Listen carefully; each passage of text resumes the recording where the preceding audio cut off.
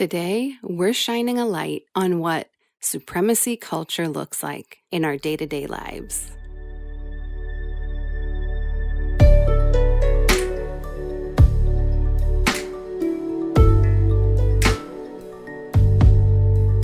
Welcome to the Fierce Authenticity Podcast, where we're illuminating and dismantling all of the ways supremacy culture has impacted our relationships with ourselves, with Source, and with others. Not just the overt ways, like racism, sexism, ageism, alcoholism, and all the other isms, but also the sneaky, cunning ways you wouldn't have thought of, like perfectionism, imposter syndrome, judgment, burnout, the not enoughs, and the hustle to achieve. I'm your hostess, Shirani M. Batuk, and I'm a relationship therapist, leadership development consultant, and author of the book series, Fierce Authenticity. Whether you're a returning listener or you're new here, I want to extend a very warm welcome to you and invite you to connect with me through the Fierce Authenticity newsletter community. If you're ready to rise above an inherited systematic invasion rooted in fear and lack so that you can calm and refocus those energies towards reclaiming a fiercely authentic personal relationship grounded in an abundance and love that is so radiant all your other relationships are elevated with you, then this is the space for you. I invite you to visit www.fierceauthenticity.com/connect to join me. I'm so excited that you're here. And now, let's dive in.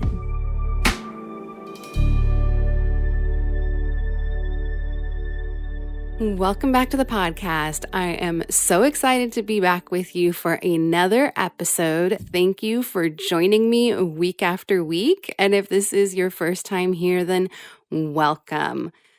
You guys, this podcast is something that really brings me so much joy. It truly allows me to simply close my eyes, connect with my higher power, and bring through whatever messages my higher power wants to share with us for the day. So although I sometimes come into it with a quote unquote agenda or an idea that I'd like to speak about, I'm simply the conduit to allow the divine's love and messages to come through. So here I am with you, and I just honor you for honoring your higher powers calls, those universal nudges and messages that have you tuning in with me week after week or however often you join us. It's really important that we do this together. Supremacy culture wants to keep us isolated and alone. It wants to make sure that we are divided because there's a reason the phrase divide and conquer exists. Supremacy culture wants to keep us divided. It wants to keep us isolated. It wants to keep us alone. And quite frankly, what we need in order to heal from all of this and to dismantle all of those systems and to shine a light on everything that we've been doing is we need each other. We need community. Healing happens in relationships. And I'll share another podcast episode about that because the mind is fascinating. Of course, indigenous traditions and pre-colonial civilizations, they knew this because they were very collectivist and social beings. And then Euro-colonization occurred. And even before that, 5,500 plus years ago, the goal was to divide and conquer and to separate the people from each other and to separate the people from their practices and from their communities. And that's why it's so important that you tune in with me week after week and be in community with me. And because you're not just in community with me, you're in community with all of the other listeners who are tuning in. And together we are dismantling these systems within ourselves. We're healing from the trauma. And we are together collectively elevating ourselves. And you guys, that is where the magic happens. That is where it's like that magical space that allows the global change to happen, that global shift to happen. I recall one of Milagros's quotes about how, when each of us take our brick out of the wall of separation, the wall will eventually come crumbling down. And it's just such a beautiful way of looking at it. And that's why it's so important that you're here. And I'm going to invite you to share this podcast with everybody that you know, post it on your social media, take a screenshot, share it on your stories, tag me so that we can have a conversation as you do that. And quite frankly, that's how this message spreads. It's funny because we just watched Inception again, and they talk about how an idea in the mind spreads like a virus. And considering the fact that we are still in the coronavirus, COVID-19 epidemic, the pandemic that we're in right now still, we can see just how easily a virus does spread, and how easily not only does it spread, but it also morphs, it mutates, and is a sneaky little thing. And just like disease, death, drama, destruction, chaos, fear, just like all of those energies can spread like a virus, so too can the energies of healing and peace and love and connection and intimacy and community.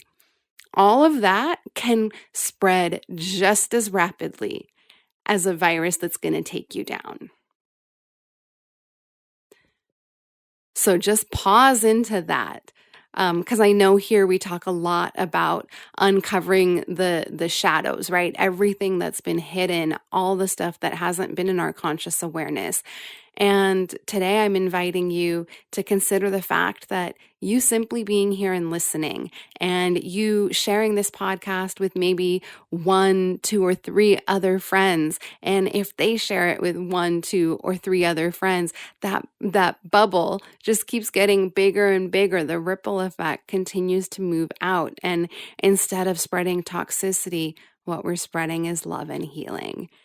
And so that's why it's so important to me that you're here with me, whether that be one time only or you keep coming back. And I'm grateful either way, if you just are here for this one time, or if you keep coming back, I'm so grateful that you're here with me.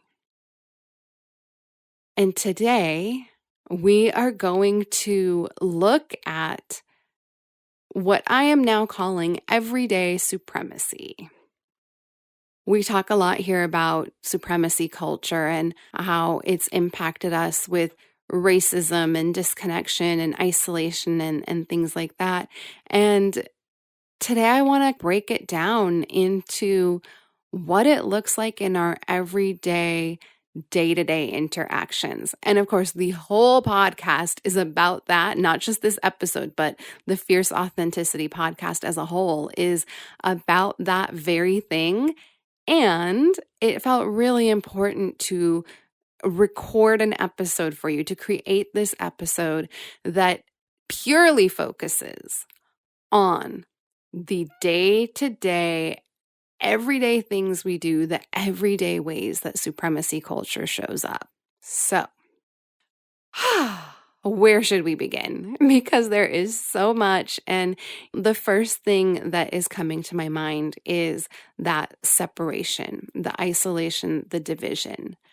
And so, yes, we know on a bigger, greater level, on the macro level, we know what that looks like. It looks like systemic racism. It looks like institutional racism and injustices. It looks like who gets to build wealth, who gets to go to college, who gets their college funded, and who doesn't. It even looks like who gets to go to school in a state of mostly calm with a calm nervous system and who goes to school with a super highly activated nervous system. I mean, yes, we know that all of those are the bigger macro level ways that supremacy culture shows up to keep us divided and to keep us separate and isolated. And let's talk about what that looks like in our day-to-day relationships. In our day-to-day relationships, it looks like keeping ourselves closed off from the love and intimacy and connection that is available to us at all times. Growing up, we learn stories about who we are and how valuable we are and how lovable we are. And as you've been following me in the podcast, you are also hearing more about how it's not just the stories we learned in our families of origin, because of course the stories we learned in our families of origin are informed by the larger macro level, what's happening, what's going on, what's gone on, and how that has impacted us in our nervous systems and how that's impacted us epigenetically and how these responses get passed down. And one of the biggest ways that we, on an everyday basis, uphold supremacy culture is by keeping ourselves isolated and behind these walls of separation. And we do it by keeping ourselves just kind of blocked off, defended, walled off. We don't actually allow people to see inside of us. There's a phrase I learned from a mentor of mine: intimacy is into me you see. And it's scary as fuck to let people see into us, especially when we have been conditioned for millennia to believe that we aren't good enough or we aren't valuable or we aren't worthy if we look a certain way, and the number that's done on our nervous system. So of course we're going to then defend and attack against that. So defend and attack, two more of supremacy's tactics, and the ways they show up in our everyday way is that wall we put it up to defend ourselves and keep ourselves separate. In my first book, Fierce Authenticity, Show Up, Be Seen, Get Love, I spoke about it as the insta wall. Right when you start to feel someone is getting too close or someone's about to touch something that you're really sensitive about, boom, the Insta wall goes up. And no, I am not talking about the Instagram wall. I'm talking about the wall that we put up when we defend ourselves. And when we defend ourselves, we're keeping ourselves separate. We're keeping ourselves unavailable for connection. We're keeping ourselves isolated. We're keeping ourselves alone. And when we do that, we can't connect, which is exactly what supremacy wants. So let's say you're having a conversation with someone and they start to say something that you're really sensitive about. And instead of saying, that's a subject that I'm really sensitive about, instead of saying that, let's say you get triggered and you instantly put up your wall and you shut that conversation down. And you're like, no, I want to talk about that. Or you get just really snarky or defensive. Like that's how that shows up in our everyday ways. And then what transpires from that? What transpires from us being defended is we also go into the pattern of attack, because now I'm going to turn around and look at you and tell you something that you're doing that might not be helpful or appropriate. Actually, no, not even helpful or appropriate. It's like that may not be a behavior that I think is helpful for you. And so in your defendedness, you want to go into attack and hurt the other person. And again, divide and conquer, attack, defend. That's how we keep ourselves isolated, alone, and separate. And now when we attack them, Again, totally unavailable for connection. And in our attacks of them, we're actually operating from the space of judgment and criticism. And one of the things I share in my upcoming book, Fierce Authenticity 2.0, Supremacy's Impact on Our Relationships, is that judgment and criticism actually register in our brains as threat. And so they activate that survival, literally they activate the nervous system into a state of fight, flight, freeze, or fawn. Now, fawn isn't one that we've talked about much here, and it's not one that we have a lot of knowledge about. A lot of people aren't talking about fawn, F-A-W-N, and it is starting to come more and more into the public realms. And of course, fight and flight, that's our nervous system hyperarousal. We're ready to mobilize. Freeze, that's the immobilized response of the nervous system. And then there's fawn, which I wrote a blog once a long time ago calling it the tend and befriend response. And it is the response that if you can't beat them, join them.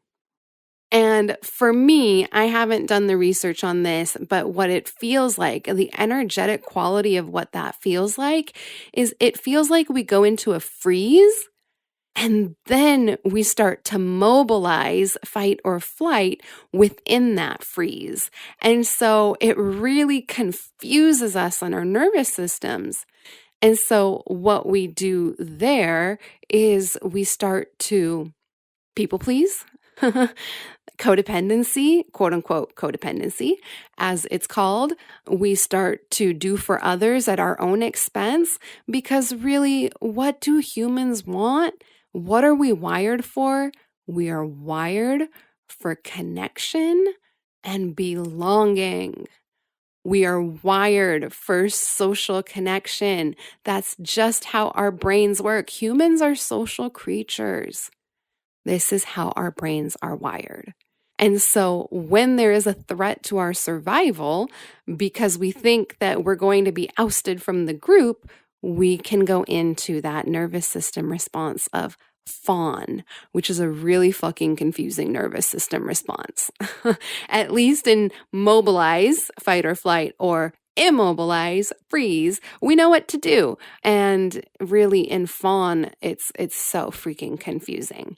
And again, I haven't looked up the research on that. I'm simply sharing the energetics of what I feel in my body when I think about myself in the fawn response. And when I think of others that I know in the fawn response, it's really freaking confusing.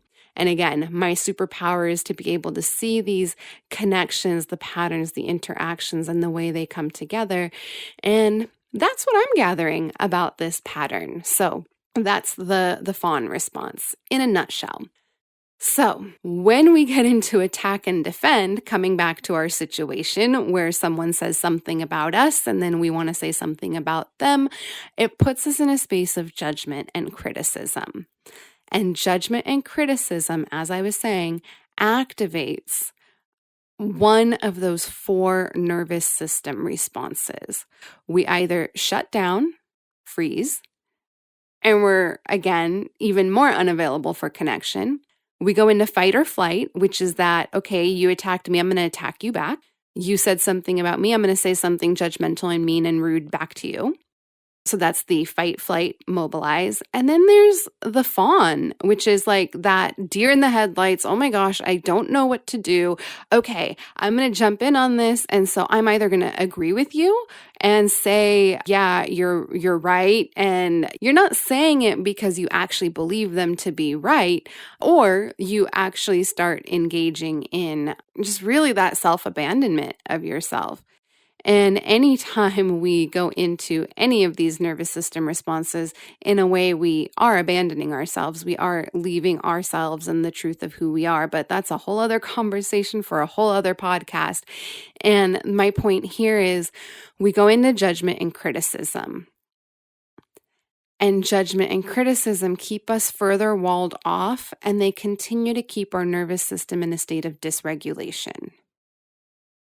So judgment, criticism, attack, defend, these are some of the everyday ways that supremacy culture shows up. And then when you internalize that and point it towards yourself, self-judgment and self-criticism actually activate the same threat systems in the brain and in the nervous system. So when you are getting into judgment and criticism and it's directed towards yourself, this is where perfectionism pops up. This is where imposter syndrome pops up. This is where the not enoughs pop up. And all three of those things are actually associated with comparison. Comparisonitis, another one of everyday supremacy culture's tools, the ways that it shows up in our day-to-day. And judgment, criticism, imposter syndrome, perfectionism, the not enoughs, comparisonitis, and then it can lead to competition. I'm bigger than you. I'm badder than you. Watch me do it better. And then now we're falling into another one of everyday supremacy conditioning's trap, which is the hustle to achieve. We start to do the grind.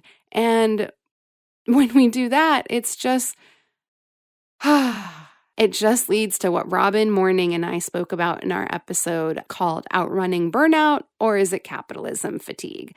That's what it does to us, keeping us further disconnected, keeping us further isolated, keeping us further alone, and keeping our nervous systems in a continued state of dysregulation.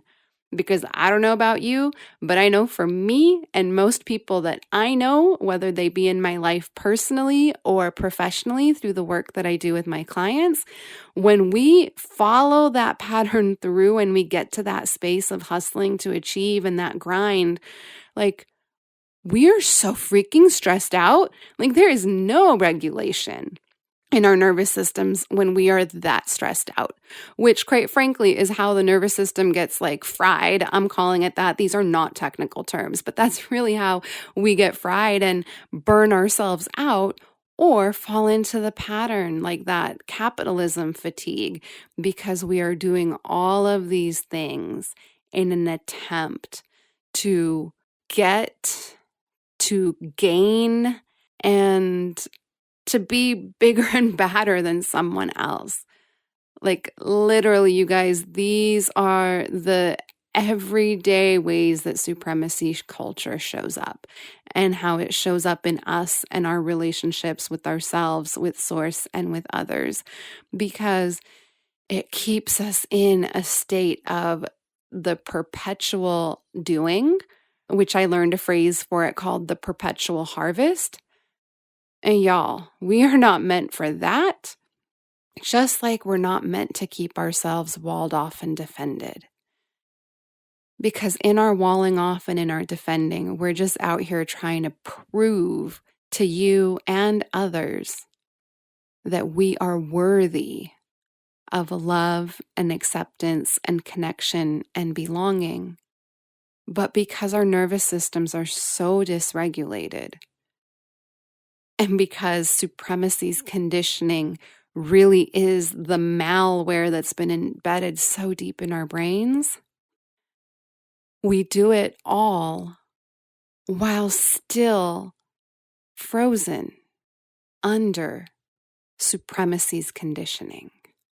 And you know, as I say that, I get the image of us being underneath a rock, that oppressive nature, because that's what supremacy culture is. It's oppression, and the ways that that oppression just weighs so heavily on us. And it's like, it's weighing on us. It's weighing on us. We're like frozen underneath the weight of it, underneath the seeming power of it. And then we're just trying to scramble and do whatever it is that we think that we can in order to survive under that system. When in reality, what's going to shift it is when we see that these are the ways everyday supremacy shows up in us, informs our actions, informs our thoughts, informs our reactions, informs our beliefs and the systems that we put in place. That's where the miracle is when you start to wake up to this. And when you start to wake up to this, you start to interact with others differently. You start to have more peace and gentleness and ease in your life. And then you get to spread that to others around you. And then they have a calmer nervous system in your presence. And then they might have a calmer nervous system in the presence of those around them.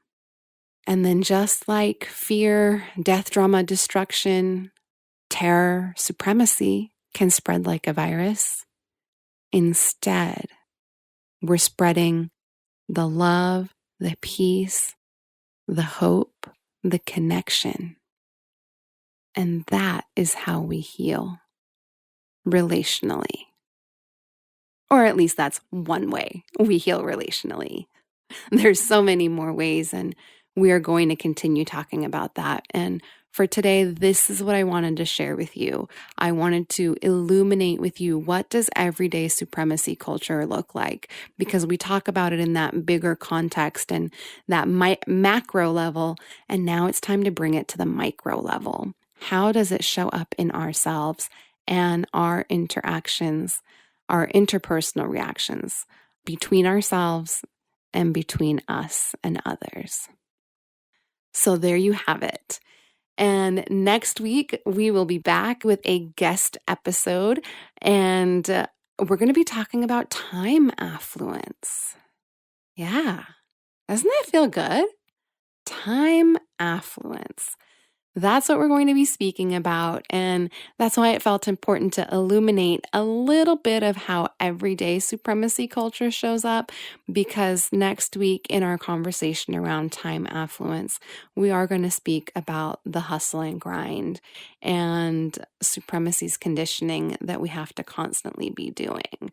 And that's why it was important that I share today's episode with you about the everyday subtle ways that supremacy culture shows up. And of course, this is an ongoing conversation. You're going to keep hearing more about this because that's what this podcast is all about. And in the meantime, I hope you have a really fantastic week, and we will be together again soon. Take really good care.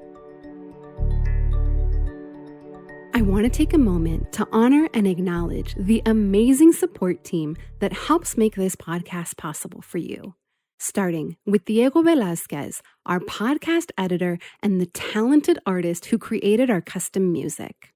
Ana Olvina, my wonderful assistant who creates all of our beautiful graphics and the transcript of every episode, which you can find over at www.fierceauthenticity.com. Biana Sandich, who writes our amazing show notes and does it so well that I bet you couldn't tell it wasn't me. The talented Jillian at Epoxy Studios, whose photography is our cover art and pretty much every other curated image that you see of me on social media. My husband, who puts up with me when it's 11:30 p.m. on a Sunday night and I'm like, hey babe, I gotta record a podcast episode. Like right now. Is that okay? My higher power, whose divine wisdom flows through me to bring these messages to you. And last but not least, I want to thank you, my listener, so much for listening in. If you'd like to join the podcast support team, some ways you can do so are by rating and reviewing the podcast, sharing it with everyone you know, and, if possible, making a financial contribution through the link in the show notes so that you too can be part of the team elevating this podcast and making it possible to bring to other listeners like you. I'm sending you so much love, and we will be together again soon.